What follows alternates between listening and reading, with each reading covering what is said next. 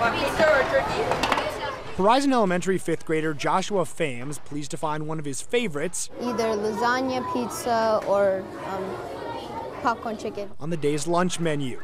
But along with that grain and protein, the federal government says he now must also select at least one fruit or vegetable. Before, menu planners like Peggy Bodner analyzed all the nutrients in a given dish. Now, cafeterias divide offerings into 5 groups, from which kids must select a minimum of 3 choices and at least one fruit or vegetable every meal. So it actually makes it easier for the average consumer and the public to understand. Galileo parent Casey Warner works in the food industry, so she likely understands the changes better than most. And she likes what she sees. A lot more what I consider to be healthier choices. But just because the feds can lead a kid to veggies doesn't mean they can make him eat. Do you like fruits and veggies? Not really. We had a lot of students just taking everything that was being offered and then not consuming what they were taking. The issue of added waste from the new lunch programs received a lot of national attention. But in Boise, the district says it's tracking all its trash and has yet to detect an increase. If they're hungry, they're going to eat what's given to them. Both Warner and the district believe eating healthful foods at home inspires similar behavior at school, and thus, hopefully, less waste. Oftentimes it takes 10 to 12 times before a child tries a food item before they start liking it. By that logic, young Joshua could use a couple more cracks at Horizon's oranges. You can eat it? No, I just throw it away. Indeed, post-lunch oranges appear at the Horizon dumping station more frequently than Josh's darling slices of pizza. Bodnar says she's seen proportionately less fruit and veggie waste at district high schools, but fewer kids that age even eat school lunches. Bodnar said she did expect waste to decline once kids grew accustomed to the extra options and adjusted their eating habits appropriately. The good news? Joshua's review of food he doesn't waste. It's actually pretty good. Awesome, guys. Thank you very much. The planning, cooking, and even ordering of a school lunch grew stricter this fall. You got a 5-star meal. Good job. But if you ask Timberline Jr. Breanne Evans, those new rules served up a change she could taste. I like the healthier options. I'm glad that they have more fruits and veggies available. Content and quality drew favorable reviews from both parents and students. The feedback from my kids has been that they've noticed slight changes in the taste of the food, but overall they think it's great. The food quality is really good. Sometimes you get a bad fruit or something. But some question the new federal limits on food quantities. Sometimes students go home and tell their parents they're not getting enough to eat. 2 Boise High parents phoned the district early this fall concerned about just that. Once they really found out what we were serving and the options available to their kids, they didn't have as much anxiety about what was being served. Determining how much food to take falls to the individual kid.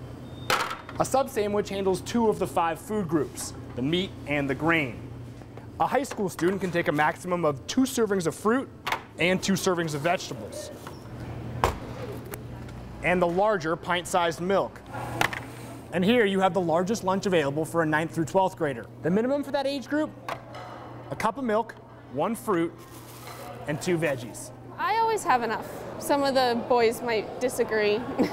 And for that 200-plus pound varsity football star, Boise School District dietitians admit, hey, you need to eat more than the National School Lunch Plan offers. It's not for the athlete who needs additional calories. School lunches target the, quote, average student. Typical eaters, bodies, and metabolisms leaving the cafeteria still hungry likely left available food on the table, say district dietitians. Really encouraging kids to eat what's being offered. The current plan works for Breanne. I'm always full. But district leaders say more systemic success requires time and education. This food won't get eaten. But at Grace Jordan Elementary, where one kid's trash is the district's science project, at least it's not going to waste.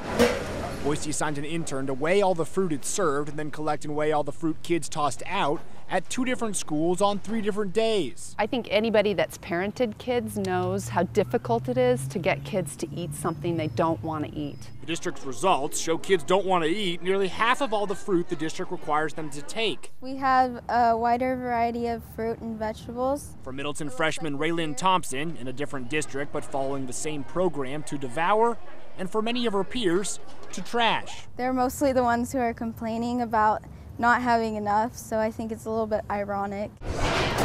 Grace Jordan wastes an estimated 36 more pounds of fruit every day this year than it did in 2010. But new data also shows Grace Jordan kids also eat 22 more pounds of fruit a day. More fruit served, more fruit wasted, and more fruit eaten equals a nearly identical ratio of consumption to waste pre and post new school lunch program, meaning kids grow healthier and piles of compost grow taller. What are we doing to try and control those wastes? Well, this study to start, the district tracks fruit consumption and for the first time this year, veggie consumption to see what kids do and don't eat and how that changes. The hope? That kids adjust, eat even more fruits and veggies, and thereby also limit what gets wasted. Oftentimes it takes 10 to 12 times before a child tries a food item before they start liking it. Hopefully with more and more exposure, they'll start to eat it. We'll get you another cart. What else is in there? Water. Michaela. Leaves. Every kid in Zach Knapp's 3rd and 4th grade classroom uses an iPad to take notes on whatever Mr. Knapp projects onto his smartboard. Oxygen. But in this K-6 school of 60 in Vail, Oregon, students seem more impressed with their teacher's ability to stir up compost. You know, these are country kids. This is a fun little rural school, and they like rolling around in the dirt. Mr. Knapp unveiled the Willow Creek Elementary Garden last spring, before the school implemented the new federal lunch program. Lunch ladies then served the class's produce in the cafeteria, allowing kids to compare. Is this our lettuce, or is this the lettuce that came in the bag? The lettuce tastes a lot better. It has this little kind of peppery taste in there. Mr. Knapp and his garden nurtured a monster, a classroom of lettuce connoisseurs. But they also helped to ease the transition to a more healthful lunch menu. I never would have thought in years that you would have kids that are in the 3rd and 4th grade be in line going, oh, there's peppers today. I like peppers a lot. When we had radishes, the radishes were good. My class, what are leaves? Green. Brown.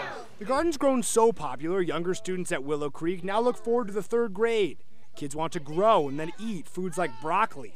And the school is considering upgrading to a larger greenhouse. I don't know where this snowball is going to stop rolling, because it's kind of taking on a life of its own. To a visitor, Mr. Knapp's classroom provides a string of contradictions. There, we find a completely wired learning environment in a tiny country schoolhouse, plugged into the latest technological advances in a shrinking world. We also find 8- and 9-year-olds sneaking longing glances away from their tablets toward the implements of the harvest. Okay, get a little on each bale. Matt King, Good Morning Idaho on your side.